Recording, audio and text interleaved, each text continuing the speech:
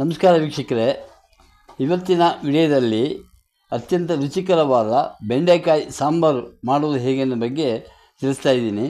ಈ ವಿಡಿಯೋವನ್ನು ಸಂಪೂರ್ಣವಾಗಿ ನೋಡಿ, ನಮ್ಮ ಚಾನಲ್ ಫಾಲೋ ಮಾಡಿ, ಲೈಕ್ ಮಾಡಿ ಮತ್ತು ಶೇರ್ ಮಾಡಿ. ಈಗ ಬೆಂಡೆಕಾಯಿ ಸಾಂಬಾರಿಗೆ ಮಸಾಲೆ ಸಿದ್ಧಪಡಿಸ್ಕೋಬೇಕು. 2 ಚಮಚ ಆಗುವಷ್ಟು ಧನಿಯಾ ಹಾಕ್ಕೊಳ್ತಾ ಇದ್ದೀನಿ. ಕೊತ್ತಂಬರಿ ಬೀಜನ ಅಂತಲೂ ಹೇಳ್ತಾರೆ. 1 ಚಮಚ ಜೀರಿಗೆ ಹಾಕ್ಕೊಳ್ತಾ ಇದ್ದೀನಿ. 2 ಚಮಚ ಆಗುವಷ್ಟು ಅಕ್ಕಿ ಹಾಕ್ಕೊಳ್ತಾ ಇದ್ದೀನಿ. ಇದಕ್ಕೆ ನೋಡಿ, ಈ ಮಸಾಲೆ ನಾವು ಡ್ರೈ ಆಗಿ ಹುರ್ಕೊಳ್ತಾ ಇದ್ದೀವಿ. ಇದಕ್ಕೆ ಎಣ್ಣೆ ಏನು ಹಾಕ್ಕೊಂಡಿಲ್ಲ. 1/4 ಚಮಚ ಆಗುವಷ್ಟು ಮೆಂತ್ಯ ಹಾಕ್ಕೊಳ್ತಾ ಇದ್ದೀನಿ. ಇದೇನು ಮಸಾಲೆ ಯಾವಾಗಲೂ ಸಣ್ಣ ಉರಿಯಲ್ಲಿ ಹುರಿಬೇಕಿದು. ಉರಿ ದೊಡ್ಡದಾದರೆ ಕಪ್ಪಾಗುತ್ತೆ, ಸೀದೋಗುತ್ತೆ. 7-8 ಬ್ಯಾಡಿಗೆ ಮೆಣಸಿನ್ಕಾಯಿ ಇಟ್ಕೊಂಡು ಅದನ್ನು ಹಾಕ್ಕೊಳ್ತಾ ಇದ್ದೀನಿ ಹುರಿಯೋಕ್ಕೆ. 2 ಚಮಚ ಕರಿ ಎಳ್ಳನ್ನು ಹಾಕ್ಕೊಳ್ತಾ ಇದ್ದೀನಿ.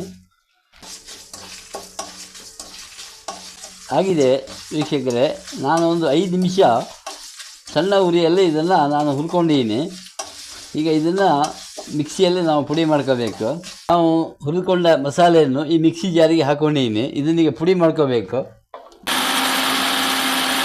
ಮಸಾಲೆ ಪುಡಿ ಆಗಿದೆ. ಇದಕ್ಕೆ 1 ಕಪ್ಪು ತೆಂಗಿನ ತುರಿ ಹಾಕ್ಕೊಳ್ತಾ ಇದ್ದೀನಿ. 1/4 ಲೋಟ ಆಗೋಷ್ಟು ನೀರು ಹಾಕ್ಕೊಳ್ತಾ ಇದ್ದೀನಿ. ಈಗ ತರಕಾರಿ ಬೇಯಿಸ್ಕೋಬೇಕು. ಈಗ ಒಗ್ಗರಣೆ ಹಾಕ್ಕೊಳ್ತಾ ಇದ್ದೀನಿ. ನೋಡಿ, 2-3 ಚಮಚ ಆಯಿಲು ಈ ಬಾಣಲಿಗೆ ಹಾಕ್ಕೊಳ್ತಾ ಇದ್ದೀನಿ. ಸ್ವಲ್ಪ ಎಣ್ಣೆ ಬಿಸಿ ಆಗಬೇಕಿದು. 1/2 ಚಮಚ ಸಾಸಿವೆ ಹಾಕ್ಕೊಳ್ತಾ ಇದ್ದೀನಿ. ಸ್ವಲ್ಪ ಕರಿಬೇವು ಸೊಪ್ಪು ಹಾಕ್ಕೊಂಡಿದ್ದೀನಿ. ಸ್ವಲ್ಪ ಹಿಂಗೆ ಹಾಕ್ಕೊಳ್ತಾ ಇದ್ದೀನಿ. ನೋಡಿ, ಸಾಸಿವೆ ಎಲ್ಲ ಚೆನ್ನಾಗಿ ಹುಡ್ತಾ ಇದೆ. ಒಗ್ಗರಣೆ ಸಿದ್ಧ ಆಗಿದೆ. 1/2 kg ಆಗುವಷ್ಟು ಬೆಂಡೆಕಾಯಿಯನ್ನು ಚೆನ್ನಾಗಿ ತೊಳೆದು ಅದನ್ನು ಹಚ್ಚಿ ಇಟ್ಕೊಂಡಿದ್ದೀವಿ. ಇದನ್ನು ಈಗ ಹುರ್ಕೊಳ್ಳಿಕ್ಕೆ ಹಾಕ್ಕೊಳ್ತಾ ಇದ್ದೀನಿ. ಈ ಬೆಂಡೆಕಾಯಿಯಲ್ಲಿರುವ ನೋಳಿ ಅಂಶ ಹೋಗೋವರೆಗೂ ನಾವು ಅದನ್ನು ಹುರ್ಕೋಬೇಕು. 5 ನಿಮಿಷ ಮೀಡಿಯಮ್ ಉರಿಯಲ್ಲಿ ಹುರ್ಕೋಬೇಕು. ಇದನ್ನು ನಾನು 5 ನಿಮಿಷ ಚೆನ್ನಾಗಿ ಹುರ್ಕೊಂಡಿದ್ದೀನಿ. ಇದು ನೋಳಿ ಅಂಶ ಎಲ್ಲ ಹೋಗಿದೆ. ಇದಕ್ಕೆ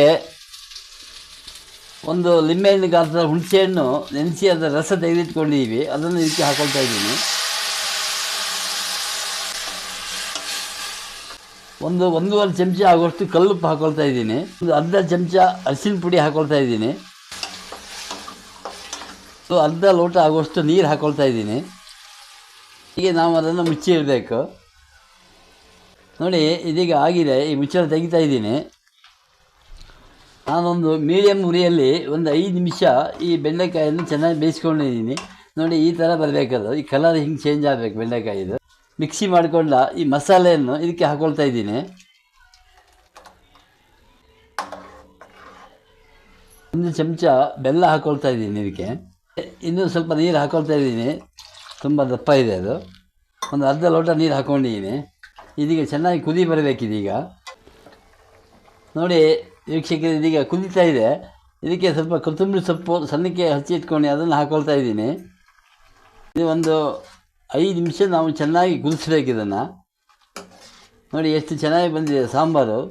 ರುಚಿಯಾದ ಬೆಂಡೆಕಾಯಿ ಸಾಂಬಾರು ಸಿದ್ಧ ಆಗಿದೆ. ಇದು ಊಟಕ್ಕೆ ತುಂಬ ರುಚಿಕರವಾಗಿ ಟೇಸ್ಟಿಯಾಗಿರುತ್ತೆ. ಇದನ್ನು ನೀವು ಮಾಡಿ ನೋಡಿ ಮತ್ತು ನಿಮ್ಮ ಅನಿಸಿಕೆಗಳನ್ನು ತಿಳಿಸಿ. ನಮಸ್ಕಾರಗಳು.